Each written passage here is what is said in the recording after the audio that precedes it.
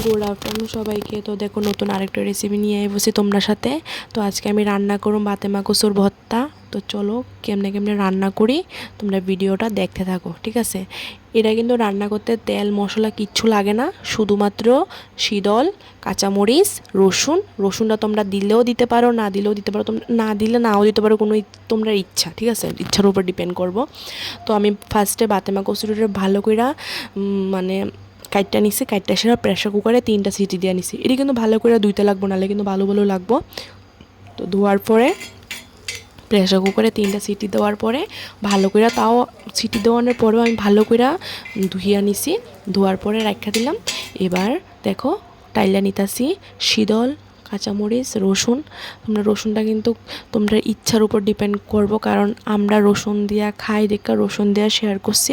তোমরা যদি রসুন না খাও তাহলে রসুন দিও না, কোনো প্রবলেম নাই। তো এটা কিন্তু খুব ইজি একটা রেসিপি। যেভাবে আমরা শুটকির ভর্তা বানাই এভাবে বানাইবা, শুধু ভর্তাটার সাথে বাতেমার কচুরারে ভালো করে মাইক্কা নিবা, তইলে ভর্তা রেডি, ঠিক আছে। তো দেখো ভালো করে টাইলা নিলাম শীতল কাঁচামরিচ আর রসুন, ভালো করে টালার পরে এবার ভালো করে এটিরে ম্যাশ করে নিমু। তো তোমরা ভিডিওটা দেখতে থাকো। এই ভিডিওটা কিন্তু আমি আজকে শ্যুট করছি। আজকে শর্টকাট কি রান্না করুম ভাবতে কালকে তো কচুরি আনছিল। তো এটা তো ভাদ্র মাস, তো সবাই তো কচু দিবস পালন করতেছে। আমরা কিন্তু পালন করে লাইছি, কালকে মাছ দেওয়া কচু খাইছি, কিন্তু এটা তো ভিডিও টিডিও কিছু শেয়ার করছি না। তো ভাবতেছি এই কচুটারই ভর্তা করতেছি, যে এইটাই তোমরা সাথে শেয়ার করি। তো দেখো ভালো করে ম্যাশ করে নিলাম।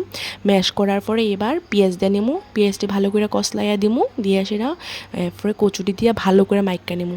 এরকম ভর্তা কিন্তু মানে গরম গরম ভাতের সাথে কিন্তু খুবই ভালো লাগে, মানে মাছ মাংসরও হার মানায় লেবো। মানে যারা এই কচুরি মানে খাইতে ভালো লাগে তারার লেগে এরকম ভর্তা হইলে তো আর কোনো কিচ্ছুই লাগতো না, মাছ মাংস হার মানে লেবো, কারণ এরকম ভর্তা হইলে ভাতের সাথে আর কিচ্ছু লাগে না।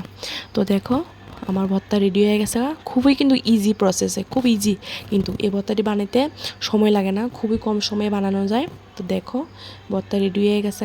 এবার ভালো করে মানে মিক্স করে নিতেছি। আমি হাত দিয়ে মাখতেছি না, কারণ আমি ধান্না মরিচ দিছি আজকে, পরে দিয়ে হাত পুড়াইব। তো দেখো ভর্তা রেডি হয়ে গেছে, দেখো কত সুন্দর লাগতেছে। যারা এরকম ভর্তা খাইছো তারা আমার কমেন্টে কইও, আর যারা খাইছো না তারা একবার ট্রাই করতে পারো। দেখো তোমরা সাথে কথা কইতে কইতে আমার ভর্তা বানানো পুরোপুরি কমপ্লিট। তো আজকের ভিডিওটা যদি তোমার কাছে ভালো লাগে তোমরা আমারে কমেন্টে কইও। আর ভিডিওটা দেখানোর লেগে সবাইকে অনেক অনেক ধন্যবাদ। তো টাটা সবাইকে।